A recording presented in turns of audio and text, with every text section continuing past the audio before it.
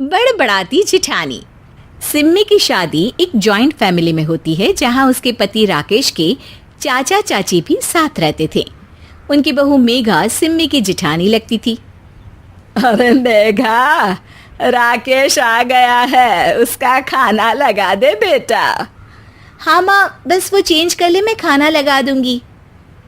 सबके कमरे में जाने के बाद सिम्मी और राकेश साथ खाना खाते हैं, जिसे देखकर मेघा को जलन होने लगती है। अरे सिम्मी, हमारे घर में पति के साथ खाना खाने का रिवाज नहीं है, तुम्हें राकेश ने बताया नहीं क्या?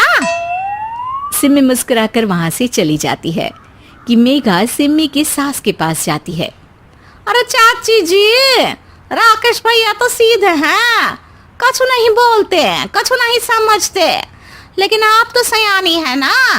अब देखिए, साथ बैठकर खाती है भैया के, कुछ झूठा मीठा उसका भैया के पेट में चला जाए तो सिम्मी को तो पाप लगेगा ना, पाप। सिम्मी मेघा की बात सुन लेती है लेकिन कुछ नहीं बोलती। अगले दिन, सिम्मी, मैं मुंबई जा रहा हूँ, तुमको चलना है तो साथ चलो। मेघा राकेश की बात सुनती है और सीधे सिम्मी की सास के पास जाती है। अरे चाची, अरे चाची। अरे मेघा, क्या हो गया? बहुत परेशान लग रही है, सब ठीक तो है ना? अरे नहीं ना चाची, कैसा ठीक है? राकेश भैया मुंबई जा रहे हैं, आप तो जानती हैं कितने सीधे हैं, इतनी दूर जा रहे हैं, कहीं कुछ हो न जाए। अरे नहीं नहीं, मैं नहीं जाने दूंगी उसे। अरे सिम्मी, पता चला है कि राकेश मुंबई जा रहा है। ना बेटा ना, वो नहीं जा सकता। अरे माँ, उन्हें ऑफिस के काम से जाना था, लेकिन आपको तो पता है ना, उन्हीं दिनों मेरे मायके में शादी है, तो वो अपनी जगह किसी और को भेज रहे हैं।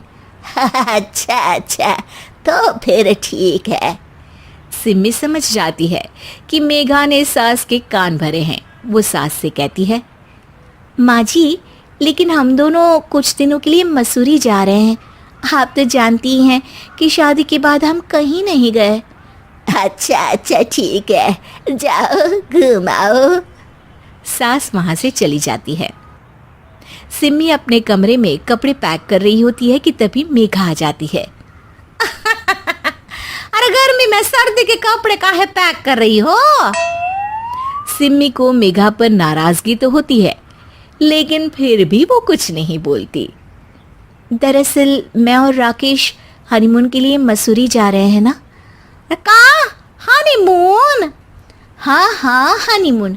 क्यों?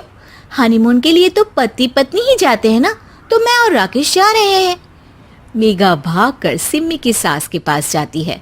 अरे चाची, सच में तुम लोगों जितना सीधा परिवार तो मैंने देखा ही नहीं है। अरे अकेले भेजोगे दोनों को?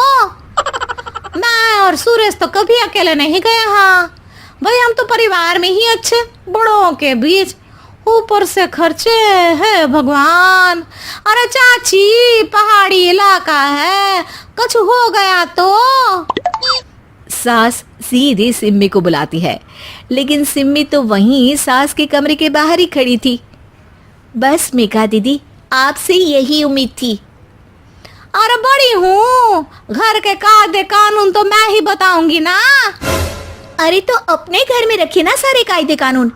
आपकी सास खुद खाना बनाती है, क्योंकि आप यहाँ आकर मेरी सास के कान भरती हैं। आपका पति हमेशा खुद खाना लेकर खाते हैं, क्योंकि आप मेरे घर में ये देखने के लिए बैठी रहती हैं कि मैंने और राकेश ने साथ खाना खाया तो खाया कैसे।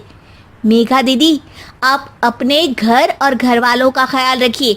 मेरे घर में ज़्यादा घुसने की ज़रूरत नहीं है, और हाँ, मैं अपने सास और पति को संभाल लूंगी। मेघा चिल्लाती हुई वहां से चली जाती है, जिसकी आवाज़ सुनकर राकेश वहां आ जाता है। सिम्मी, मैंने तो तुम्हें पहले ही अपने घर का माहौल बता दिया था।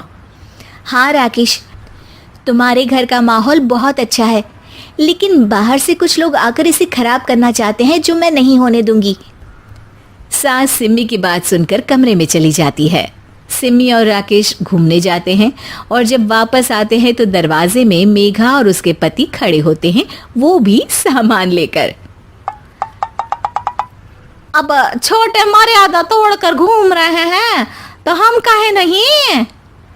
अरे भाभी, तो आपको किसने मना किया है? वैसे भी 4 दिन की जिंदगी है, दूसरों के घर में ताक झाक करके बिताने से अच्छा हो मौज करके ही बिताओ।